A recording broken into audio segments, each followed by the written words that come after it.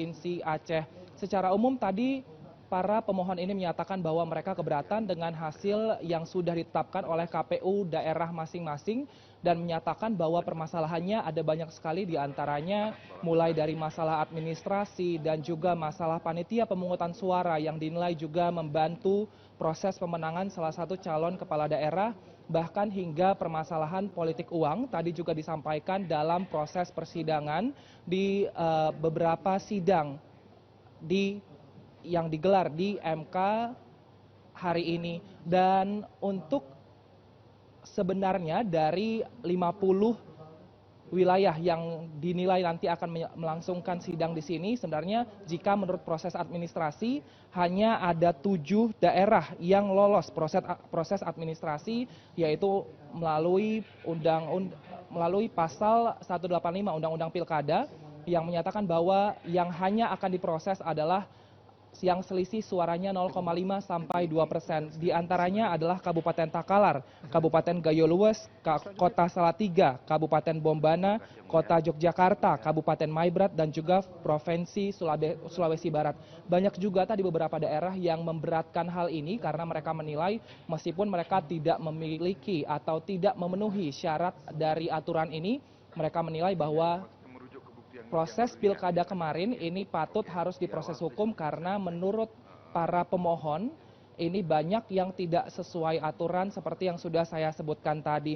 Nah, yang menarik di sini adalah Provinsi Aceh tadi yang menyatakan bahwa untuk menjadi calon gubernur dan calon wakil gubernur di Aceh ini membutuhkan 15% kursi DPR, berbeda dengan wilayah lain. Nah, di sini mereka juga keberatan dan mempertanyakan apakah peraturan nomor 185 Undang-Undang Pilkada ini juga harus diterapkan di Aceh.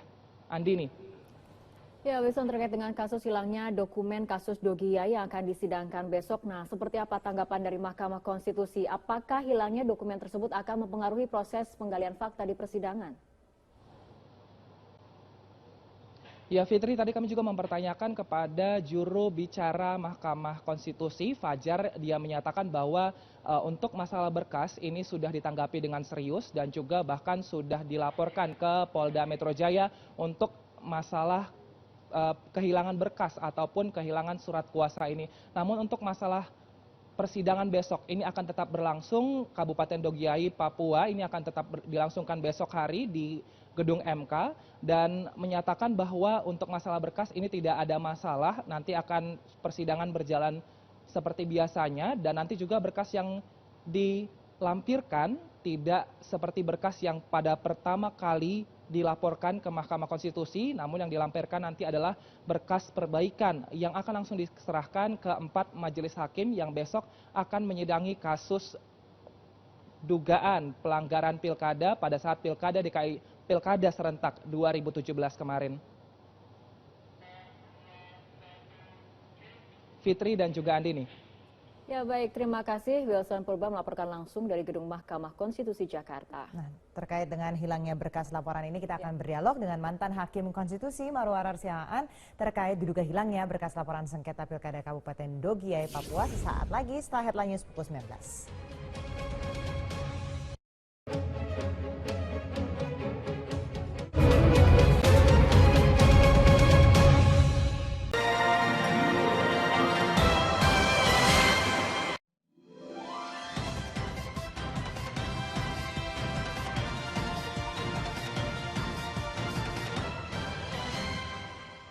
Selamat malam, Wali Kota Bandung Ridwan Kamil mengaku siap untuk mencalonkan diri dalam pemilihan Gubernur Jawa Barat pada Pilkada 2018. Ridwan juga mengapresiasi rencana deklarasi dukungan yang akan diberikan Partai Nasdem akhir pekan ini. Pernyataan tersebut disampaikan Ridwan Kamil pada kuliah umum di salah satu kampus di kota Cirebon, Jawa Barat. Ridwan membenarkan bahwa dirinya akan dideklarasikan oleh Partai Nasdem sebagai calon Gubernur Jawa Barat pada hari Minggu di lapangan Tegalaga, Kota Bandung. Wali Kota Bandung ini mengapresiasi dukungan Nasdem untuk menjadi kendaraan politiknya di Pilkada mendatang.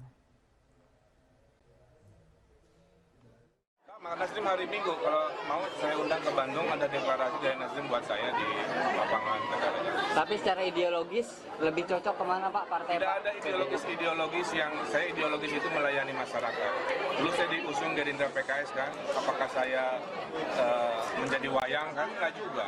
Headline News berikutnya akan hadir 1 jam mendatang. Prime Time News kami lanjutkan kembali.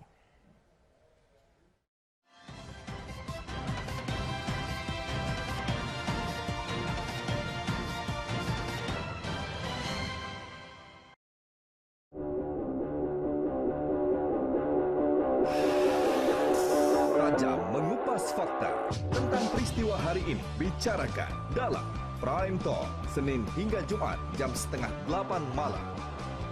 Ya, keroncong itu jangan sampai hilang.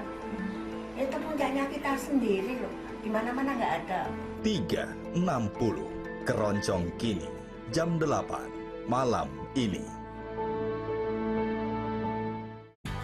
Luangkan waktu Anda melihat pesona Indonesia